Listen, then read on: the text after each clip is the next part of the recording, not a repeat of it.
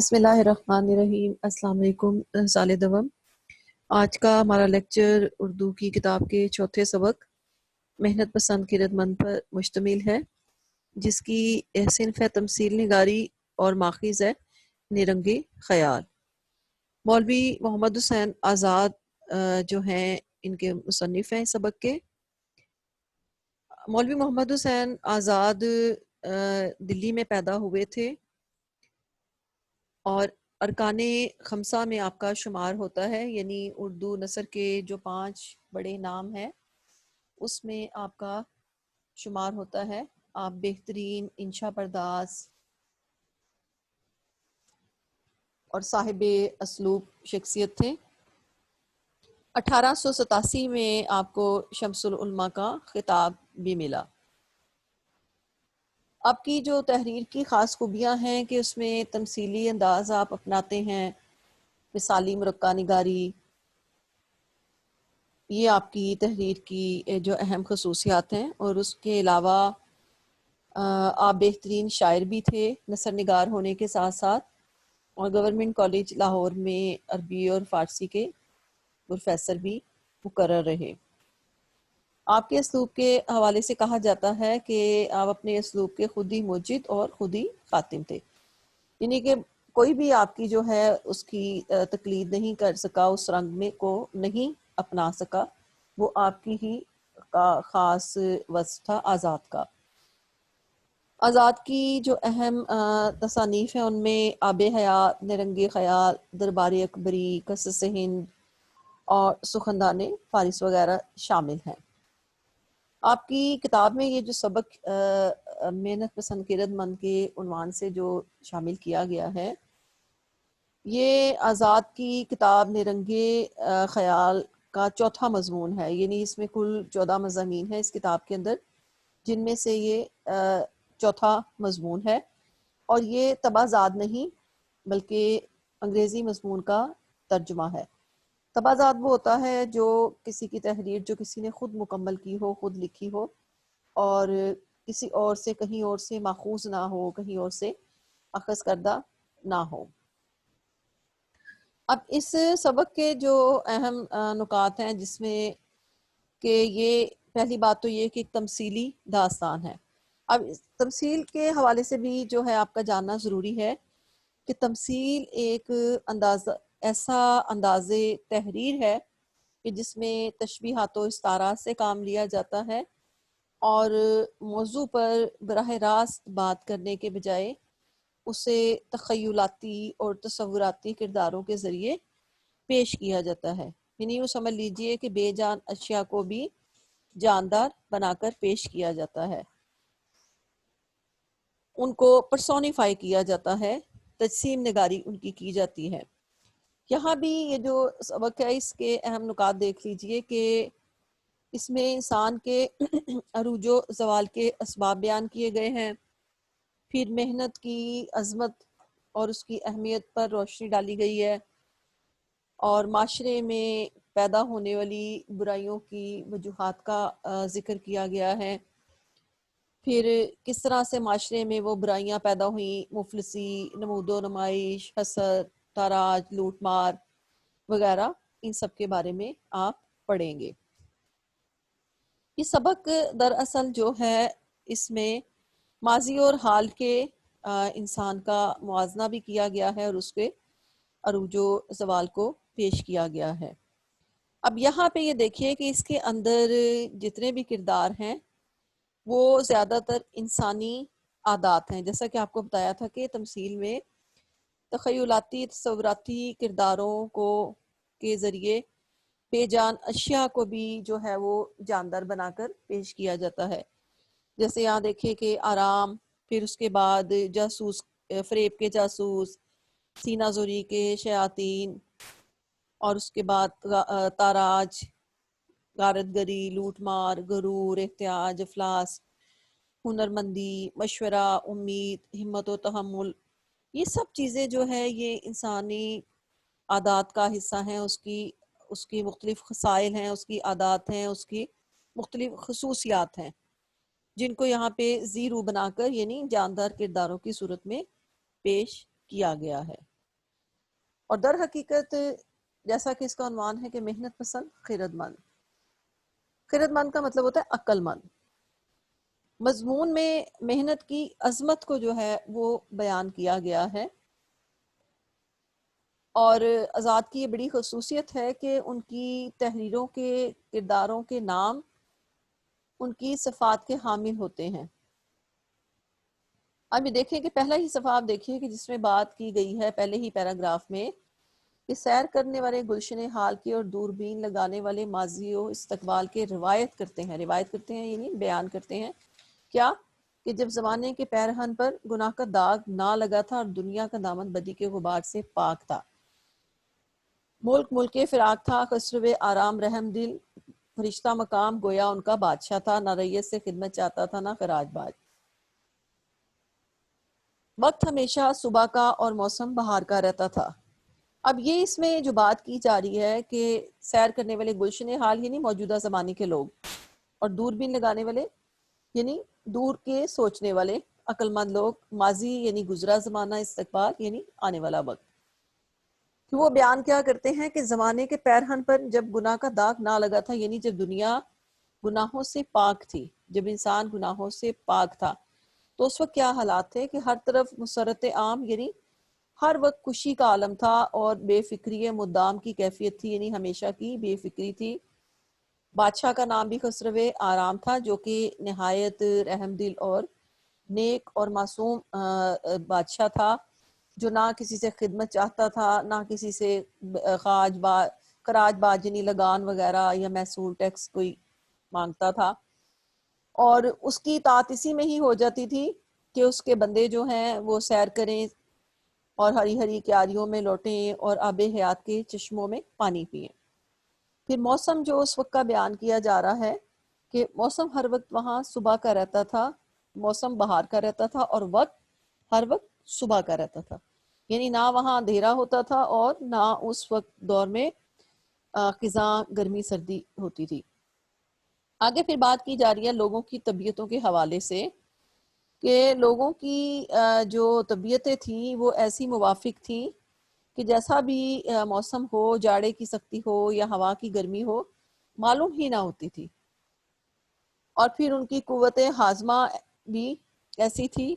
کہ جو بھی کھاتے تھے وہ ان کو ہضم ہو جاتا تھا، اور قدرت نے ہی ان کی زبان میں ایسا ذائقہ پیدا کر رکھا تھا کہ سیدھے سادے کھانے اور جنگل کی جو پیداواریں تھیں وہ بھی ان کو رنگا رنگ کھانوں کے مزے دیتی تھی. اور پرندے جو تھے وہ چہچہاتے پھرتے تھے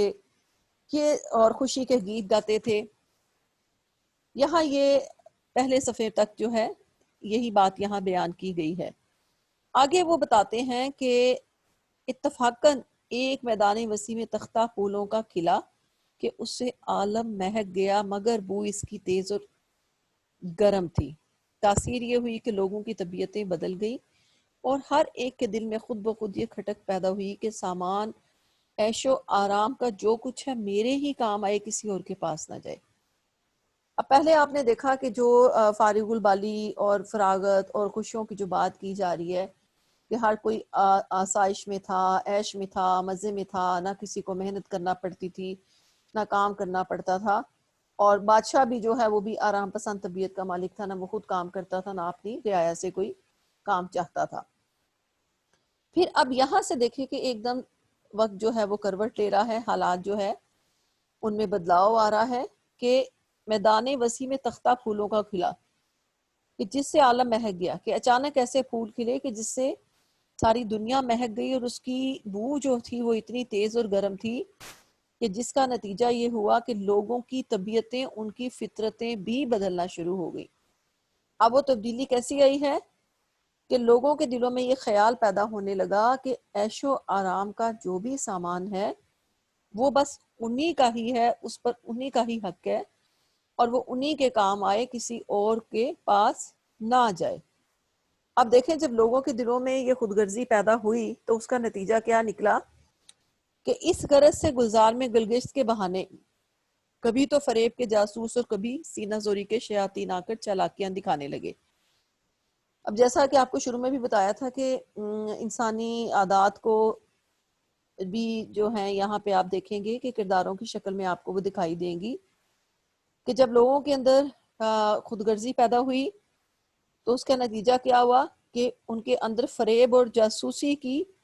جو ہے برائیاں وہ بھی پیدا ہونے لگ گئیں، اور سینہ زوری یعنی زبردستی کرنا،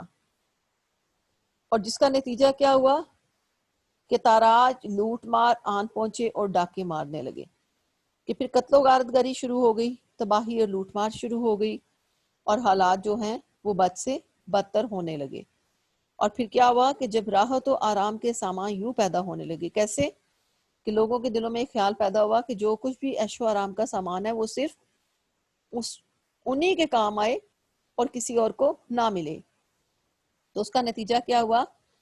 کہ غرور، خود پسندی اور حسد نے باغ میں آ کر قیام کیا۔ لوگوں کی طبیعتوں میں غرور پیدا ہو گیا، خود پسندی اور حسد جیسی مزید برائیوں نے جنم لینا شروع کر دیا،